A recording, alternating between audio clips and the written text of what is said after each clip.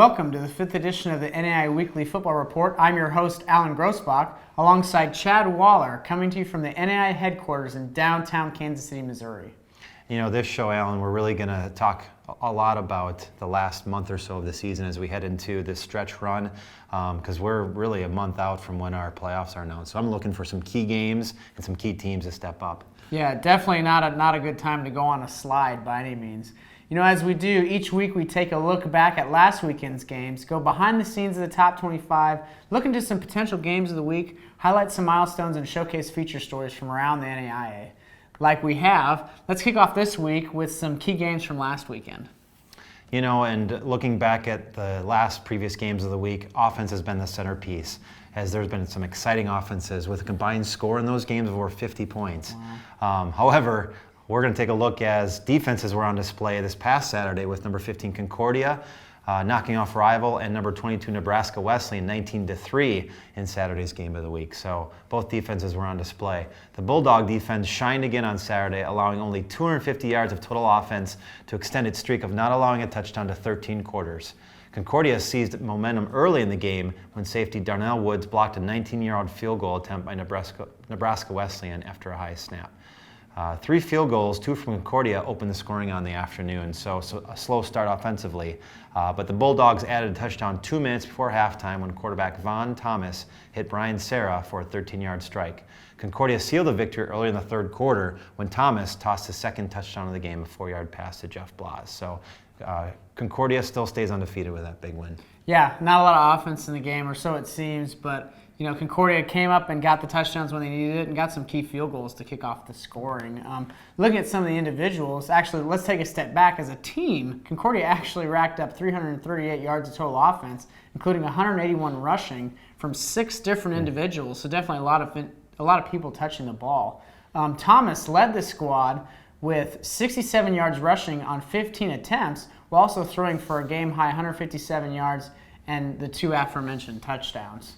Like you said, the win improves Concordia 6-0 on the year, so they remain unbeaten, and it guarantees them their first winning season since 2001, which is also the last time the Bulldogs made the playoffs. Mm-hmm. That season, they were co-GPAC champions, so it'll be interesting to see if they can continue this momentum forward and kind of hang on with a tough Morningside squad and have another chance to win that coveted GPAC title. You know, one thing that was interesting about Saturday's game itself is it was really a statement game for the Bulldogs. Is their opponents coming into Saturday had a combined record of 6-20.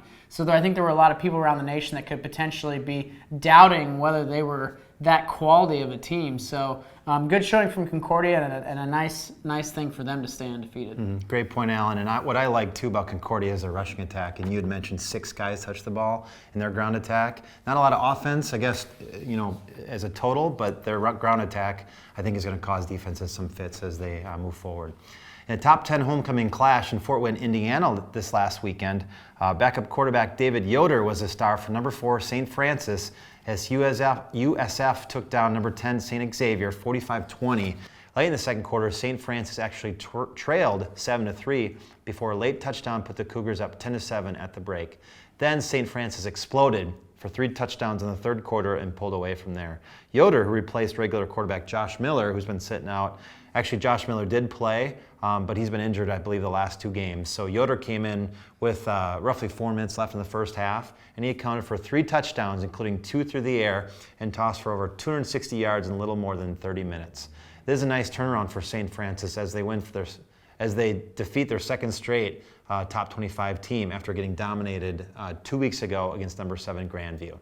With the loss, St. Xavier falls to 3-3 overall, and it marks the first time the Cougars have lost 2 straight games since the start of the 08 campaign when they opened the season 0-2. So St. Xavier, like we've talked about, they struggled 2 years removed from a national championship. I know they're in a tough division, but they got to start winning here in the next month of the season if they have any hopes of getting the playoffs. You're right. A surprising loss by St. Xavier, and let's not discount a talented St. Francis team as well, because Yoder, who's stepped in, like you said, the past few weeks and really been impressive for them, has put up some great numbers, led them to some wins. And one thing we didn't mention this week is they were still without running back Antoine Campbell. Yeah. So when they get him back as well, that could even bolster that offense more than it currently is. So We'll have to wait and see how things play out in the Mid-States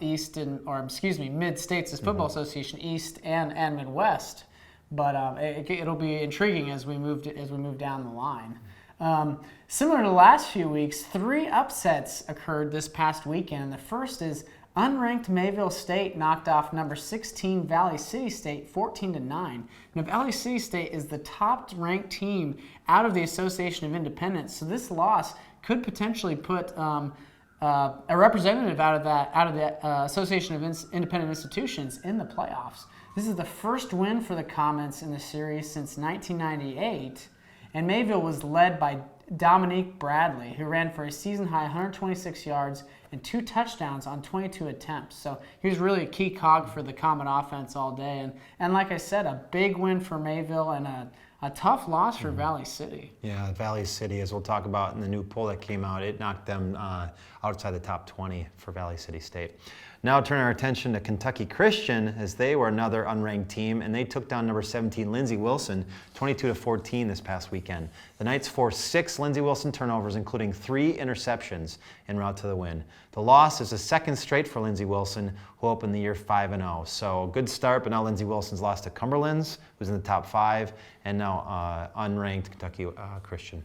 Surprising for Lindsey Wilson to drop this game. They play in a very tough division of the Mid-South Conference on the east side, so having them staring up at Cumberland's and Georgetown, it's a long way up to win the conference title. You can't count them out of the playoffs yet, but it's getting slimmer as they drop that second game in a row. Not saying they can't do it. They're a talented squad, but it gets a little tougher.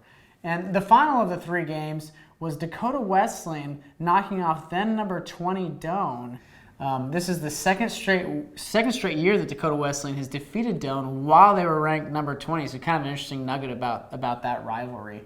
Dakota Wesleyan used a big second half, scoring 24 points to escape with the road win. The Tiger defense really stepped up in the fourth quarter against Doane, who had won 11 of its last 12 home games. Trailing 20-14 in the fourth, Anthony Mullenberg caught a 51-yard pass from quarterback John Bain with just over 8 minutes to play to put the Tigers up 21-20. Dakota Wesleyan made it a 1-touchdown game with another score from Bain on a 15-yard throw to Robertson with 2:40 left to play. So a lot of offense changing hands. Francis Bernard was the offensive star in the contest with 149 rushing yards on 24 carries and 1 touchdown, while Bain, also a pretty key cog for Dakota Wesleyan, finished with 3 passing touchdowns. Yeah, and I don't think it shakes up the GPAC conference much with that loss by Doane, but I think you still got the big hitters like Concordia and Morningside, which we'll get to later, but definitely a nice upset win for Dakota Wesleyan. And maybe one thing it does show is some of the parity within the conference, that there are some decently strong teams that you may not expect. I mean, Dakota Wesleyan last season jumped up in the top 25, kind of the lower range of it, and jump back down, kind of in and out in receiving votes. But now Dakota Wesleyan's a strong receiving votes team, and it'd be intriguing to see if they can make their way in the top 25 as the season moves along. Transitioning to the top 25 for this week, we'll focus in on numbers 16-25 again. And looking at the lower half, which is where most of the movement was, every team in between 16 through 25 moved at least 2 places or was a newcomer to the poll. On one positive note, Reinhardt, who is in their first year of NAIA football, made its first ever appearance in the top 25 at number 24. The Eagles, who started the year 0-2, have won 4 straight and are currently tied atop the Mid-South Conference East Division with a 2-0 record with Campbellsville, is who they're tied with. The other newcomer to the poll this week was number 25, Cumberland, Tennessee. They were last ranked in the preseason poll. One notable movement that did happen is Peru State jumped to number 16, which is 3 spots from the previous week, after handing Mid-American Nazarene its first homecoming loss since 1997 in a 41-38 overtime thriller. The Bobcats claimed victory on a Greg Connery 23-yard field goal after forcing Mid-America fumble in the second fumble and then recovered it in the second overtime. So a huge win for Peru State, like you just said, at Mid-America Nazarene on their homecoming. And Mid-America Nazarene, we said it week after week. It's shocking that Mid-America Nazarene is 1-4 right now. Yeah, you're right. And now, Alan, another shock too that I'll talk about in the ranked team section of 15 through 6 is St. Xavier. They dropped to number 17 this week following the previously mentioned loss to St. Francis. Quite the drop, and this is the first time the Cougars haven't been ranked among the top 10 since September 21st of 2009, a string of 54 straight polls. Wow. So a big loss and a big drop down for St. Xavier in the polls. Yeah, very surprising out of the Cougars, and it'll be interesting to see if they can rebound and kind of build their way back up the top 20. Currently, they're still within playoff contention at 17, but you never know how it'll play out the rest of the way. You know, looking at the top 5, Chad didn't mention a lot of teams in the previous group, and part of that was because 9 out of the top 10 teams held their position this week, including all top 5 programs. Morningside checks in at number 1, Cumberland's is at number 2, Grandview at number 3, St. Francis of Indiana at number 4, and Benedictine at number 5 for those who hadn't followed the previous weeks. And 4 out of those 5 squads picked up victories. The only one who didn't was Cumberland's, and that's just because they were on a bye. However, the Patriots, you know, they really have a tough test coming this Saturday when they face number 11 Georgetown. It's always a big game in the mid-southeast. For the 5th straight week, Morningside was a unanimous selection, and the Mustangs are looking to become the first team since 2009 to last the entire season at number 1, and they're well on their way to doing that. I mean, they've been an impressive side so far. One of the big individual performances that I think was notable to talk about from the top 5 teams was from Benedictine running back Cameron Four. He ran for a school record 6 touchdowns, which was also an NAIA single game high in the Ravens' 62-37 win over Avila last Saturday. He also set a career high for rushing yards with 236 rushing yards on 21 attempts. You know, big kudos to Four. He's a hard runner and actually won National Offensive Player of the Week for that performance. Wow. And I just want to, as I think back to, you know, the whole picture with our top 25 poll, we said parity, but I really think it's top heavy too. So parity, maybe teams ranked 10 through, you know, the receiving votes category, but top 10, top 7 or 8, those teams are definitely dominant. And like you said, the top 5 teams stayed the same. They continue to win. We do have 5 undefeated teams, which I'll get into right now. And those 5 undefeated teams, they entered this past weekend undefeated. They passed through still without a loss.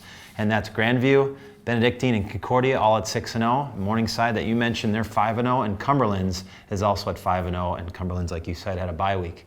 Now Cumberland's and Grandview, we got to take a look at their schedule upcoming as they both take on top 25 teams.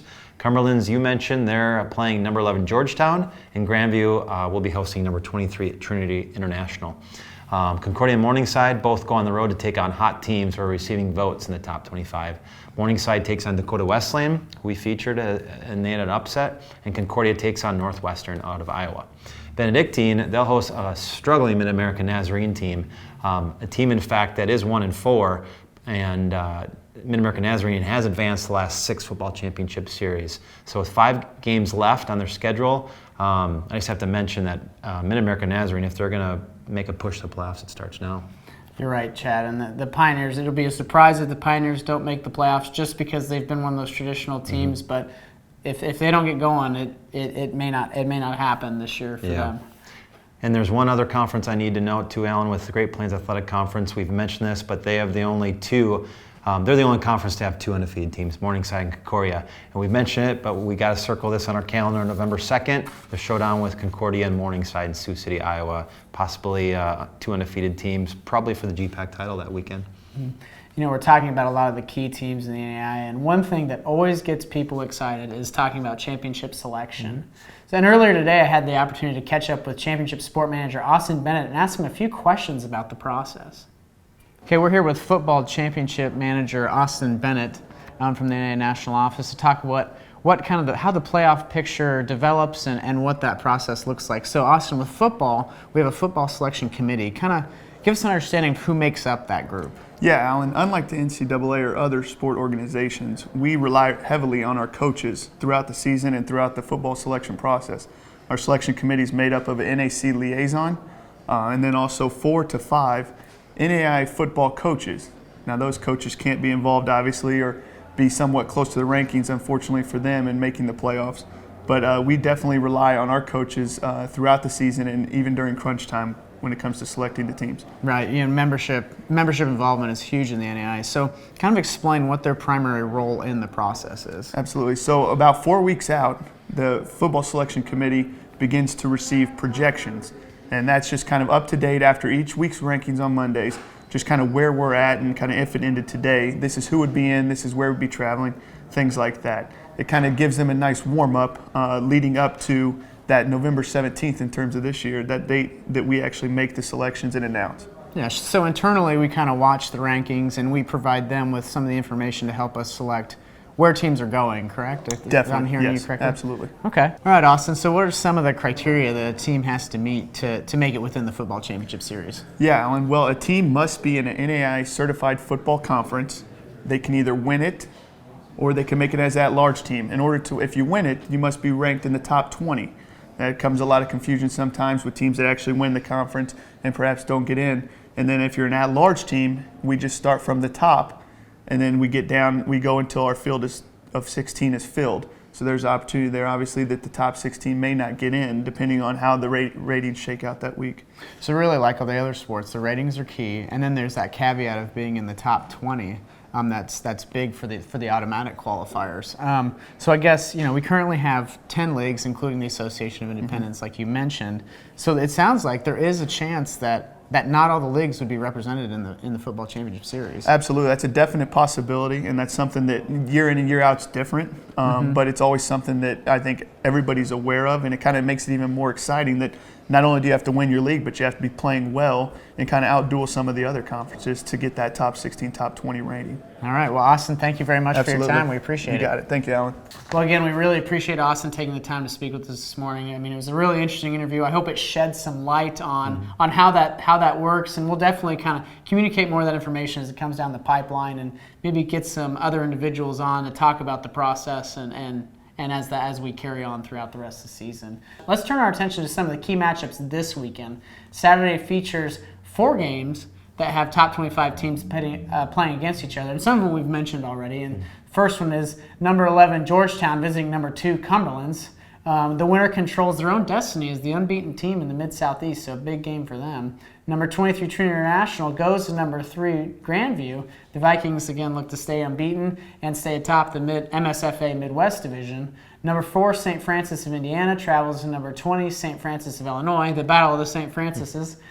Similar to Georgetown and Cumberland's, the winner remains unbeaten in conference play and really controls her own destiny throughout the rest of the year.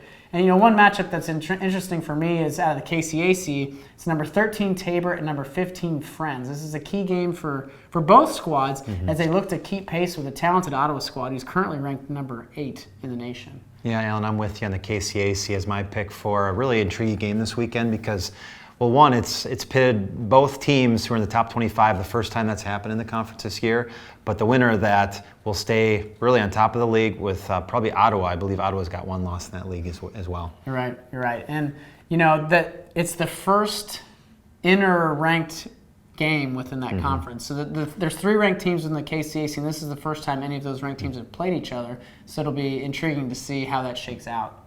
Well, that puts a wrap on this edition of the NAIA Weekly Football Report, brought to you by Play NAIA, the NAIA's Eligibility Center. We hope you enjoyed the show. We'll be back next week with more exciting news around NAIA football. Thanks for watching, and until next time, good night.